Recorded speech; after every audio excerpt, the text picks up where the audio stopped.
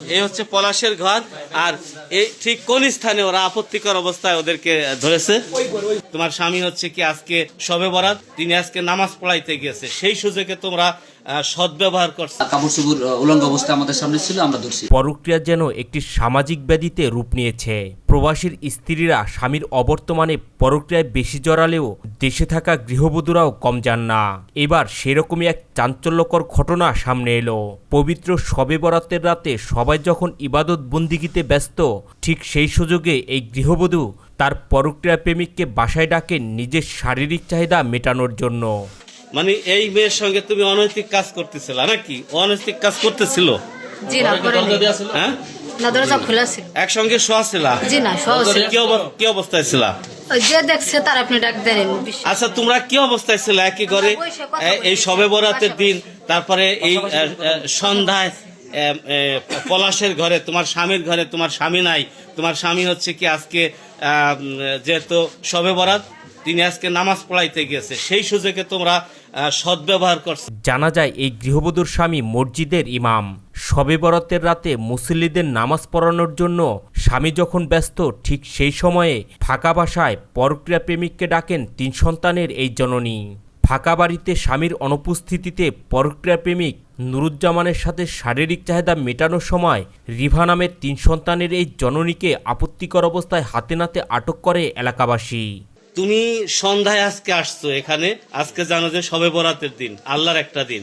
তো আজকে সন্ধ্যায় এসে তুমি তার সঙ্গে অনৈতিক কাজ করছো। কি করছো বলো? এই এলাকাবাসী কিন্তু জানে সব। বলো বলো। আমরা করিনি, মানে আমি দুদিন তোমার কাপড় চোপড় খোলা ছিল কেন? কাপড় চোপড় খোলা ছিল, আমি দুদিন যাবত এক প্যান্ট শার্ট পরা ছিলাম। এই গৃহবধূ জানান নুরুজ্জামানের সাথে তার 1 বৎসরের পরক্রিয়া সম্পর্ক। মোবাইল ফোনে কথা বলতে বলতে পরক্রিয়ায় জড়ান তারা। এই সম্পর্কের মাঝে একাধিকবার দৈহিক সম্পর্ক হয় বলে জানান তিনি। কতদিন ধরে ওনার সাথে সম্পর্ক তোমার? কথা বলি 1 বছর যাবত।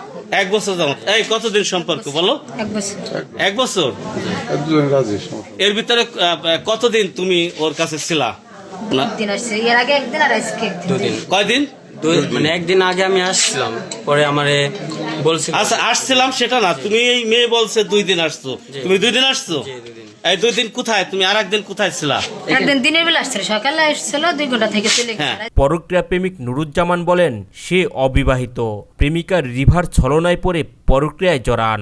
হাতে নাতে ধরা খাওয়ার পর 3 সন্তানের এই জননীকে বিয়ে করবেন বলেও জানান নুরুজ্জামান। তা এখন তুমি কি চাচ্ছ? এই যে তোমার অনেক লোক কিন্তু তোমাদের বাড়িতে চলে আসছে, তোমার এই আপত্তিকর অবস্থায় বিষয়টা জানাজানি হয়ে গেছে, এখন কি করতে চাও? তুমি কি করতে চাও বলো? এখন আপনারা এই যে আমার জাত যেভাবে ধরছে, আমরা কি করব? তুমি কি এই মেয়েকে বিয়ে করবা? যদি আপনারা বিয়ে দিয়ে দেন আমি বিয়ে করবো। তোমার বয়স কত হয়েছে? আমার বয়স 20 বছর। 25 বছর। জি। ওর কাছে এনআইডি কার্ড আছে। এনআইডি কার্ড আছে? জি, আছে। আচ্ছা, কার্ডটা দেখো তো। আর তোমার বয়স কত?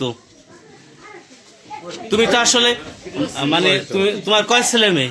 3 হ্যাঁ, 3 ছেলে। 3 ছেলে মেয়ে। কয়জন ছেলে? 1 ছেলে 2 মেয়ে। 1 ছেলে 2 মেয়ে। আর তুমি এখন পর্যন্ত কোনো বিবাহ করো নাই? স্থানীয়রা জানান শবে বরাতের রাতে নামাজের জন্য যখন তারা প্রস্তুতি নিচ্ছিলেন, ঠিক সেই সময় খবর পেয়ে এই বাড়িতে এসে পরক্রিয়া প্রেমিক সহ এই গৃহবধূকে আপত্তিকর অবস্থায় আটক করে তারা। আসলে তো আজকে নামাজের দিন, আমরা নামাজের প্রস্তুতিতে ছিলাম। এই মুহূর্তে আমাদের কাছে খবর গেল যে এরকম অমুকির বিটার বউ একটা ছেলের সাথে ধরা খাইছে। এই জন্য আসলাম।